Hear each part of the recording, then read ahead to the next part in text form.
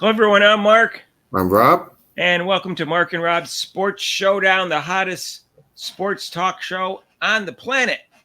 Anyways, and we like to think the best. Um, and if you haven't subscribed, please do hit that subscribe and hit the notification bell when you do, so you can find out about our latest videos. Live show Eastern time from 7 to 8 on Mondays, except for major holidays. And please like the videos if you do, and make some intelligent, non-insulting comments. So, Rob, there is a big rumor going around, and I can't confirm that it's true. All I know is that supposedly, from hearsay, TikTok person said a friend of a friend and said that Lisa met with the owner of the Indiana Fever in Iowa. In Iowa, which means the person from Indiana had to go to Iowa, which I guess is 6 hours away. So, don't even know that's true. Trying to find out. If you have any sources that know whether it's true or it's been debunked, let me know. I do find it interesting. I do know that Lisa Bluder has said she doesn't want to coach. She's retired. She didn't say like 100% retired forever, but it's certainly not this year. So, which is fine, because you know what? Like maybe they play the year out, and then at the end of the year they fire sides and they hire for next year and they start fresh. Right. Which I think Clayton Clark's numbers will triple if they do that. So I think, like we've been saying, I've been saying all along, I think the calls for sides to be fired is probably being generated around all the Fever fans, and they really don't care for her. So I think her days are numbered here.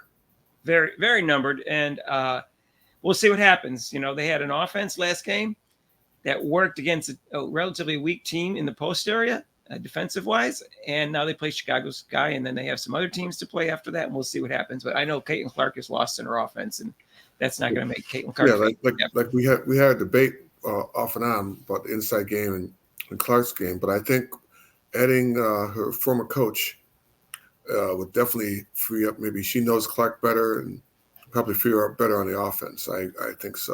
Well, she knows how to run an offense better. She proved it in Iowa. Right, they had the highest. They were the highest scoring team in the country last year. Uh-huh. So that's something to think about. And also, Lisa Bluder had an interview with Sally Jenkins, a famous women's sports writer who's been around for a long time. And a couple of topics they covered was the fact that they didn't think that the league was ready for Clarkonomics. They didn't know that the spike was going to be so enormous. But I have to tell you, judging from all much publicity she got in the NCAA tournament her senior and even her junior year, and the ratings, I can't believe that they couldn't figure out that this was coming.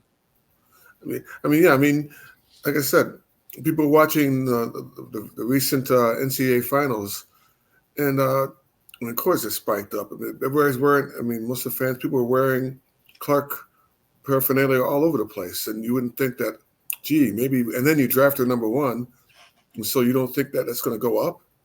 Well, they ran out of jerseys, and that was the easiest thing to predict, to have a million of jerseys ready, because they know how many jerseys sold in Iowa. Right. So that, I don't know what to say. Yeah, but so Bluder talked about, the league and it growing, and she said the same thing that everyone else has been saying. We don't want them to play overseas either.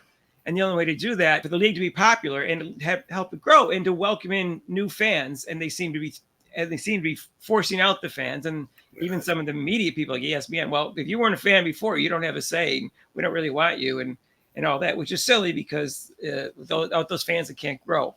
You're always going to have new fans. ESPN was saying that us right now, us fans, us new fans, have no say in the matter, which is like I think that's very presumptuous or stupid. I'm going to say stupid. Because why can't we have a say in the matter? We have basketball knowledge also.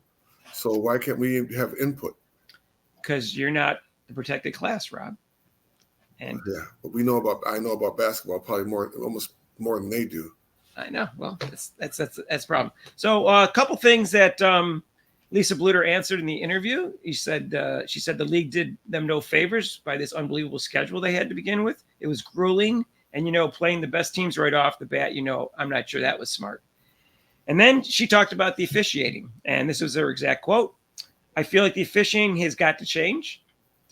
I feel like it's going to get there I feel like it's going to get better, and I feel like there is to be a little more freedom of movement.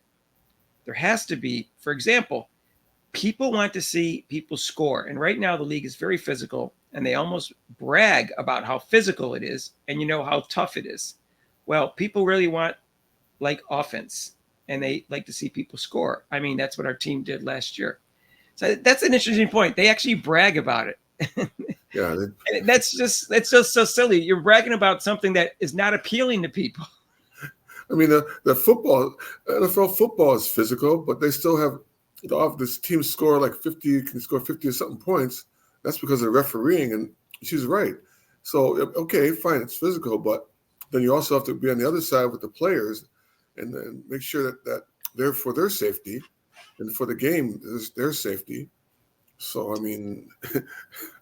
And she said, and so I think you're going to have a little bit more freedom of movement with the officials in order for that to happen, to make an exciting product. She's basically saying that if officials call it better, you'll have more freedom of movement, which apparently they don't want to do, or at least maybe they're going to do it the last half, the rest of the season, but they certainly haven't done it. And that commissioner's been in control for 5 years, and she controls the officials. So my point is, what's taking you so long? So let's see if it changes. All I know is that people are complaining about prison ball, and they've had 5 years to change it. Maybe the commissioner was also on the hot seat too. I believe so. Well, if I was an owner, I'd want her fired. Given that now I realize, no wonder this league wasn't growing. We were playing prison ball. Why didn't the commissioner figure this out 5 years ago? She came straight out and said it. She came right out and said it. We got physical ball. Yeah, okay, that's great, but no one wants to watch that. Anyways, then they talked about the play that the shove that was heard around the world with Kennedy Carter hip checking, shouldering Caitlin Clark to the ground. And this is what Sally Jenkins said before she asked Miss Bluder about it. Miss Jenkins, I guess, but I just wanted to let you know who she was. As a basketball player, you can't blind somebody when the ball's not even in play yet. I argued that it should have been a 1-game suspension to draw a red line. And Miss Bluder said, yeah, I saw it and I couldn't believe it. I was shocked and I was kind of upset, obviously, because I really care about this kid so much. And in my opinion, she is one of the futures. I mean, we're talking about the WNBA in 8 years from now, and she's going to be one of the key players, I imagine. And then she said, I agree with you. I think there should have been a suspension and a fine for that, because that sends a signal. And by them being kind of mum about it, it doesn't send a signal. We have to do that if you want to protect the product as well. And she talked about the negative publicity that came with it from the lack of call, lack of discipline, and all the negative publicity made people sour on the WNBA, and that's not what we want. And this is all things that we and everybody else has been saying, except for the haters and the overly woke people, bobbleheads over at ESPN and the league itself. Everyone but those people in the world that are involved in this discussion are saying this, that they need to protect the players. And that call should have been, I believe, a flagrant 2 right in the spot. Mm-hmm. And they didn't even review it. And they talked about that in the interview too. They didn't. She said they were very surprised they didn't review it and don't understand why they didn't. And, but a suspension's interesting. I didn't even call for another game suspension. That might be a bit far. But if they gave her a flagrant 2 and kicked her out of the game, that would have sent a message right there. Yes. Okay. Now, yes. given that she didn't get kicked out of the game, if they upgraded it to a flagrant 2 and then a suspension, then I would agree with that, because then she gets the 1-game suspension as opposed to just missing the rest of the game.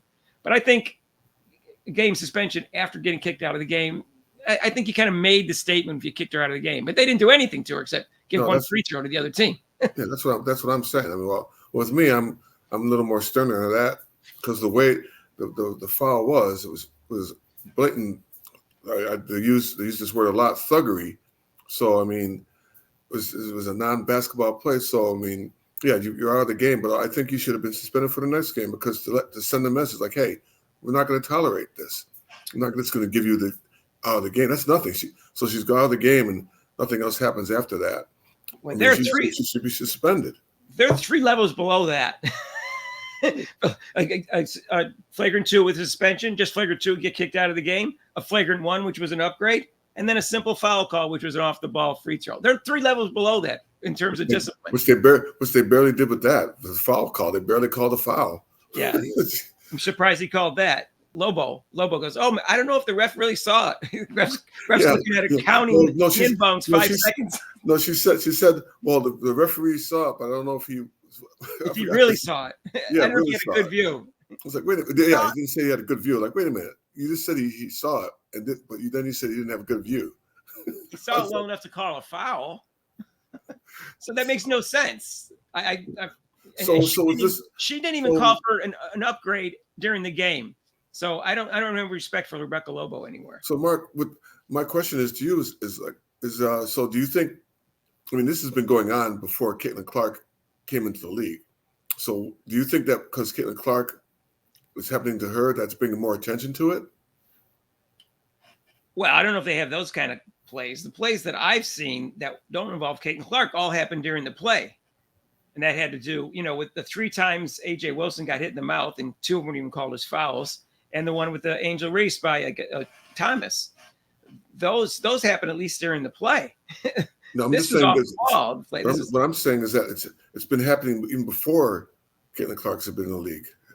I'm saying I don't know. I wasn't watching the league. I went on strike in 2016 when the corrupt U.S. committee didn't put Candace Parker on it because her and Gino, the Connecticut coach, hate each other, even though she was one of the top 5 or 6 players in the league still.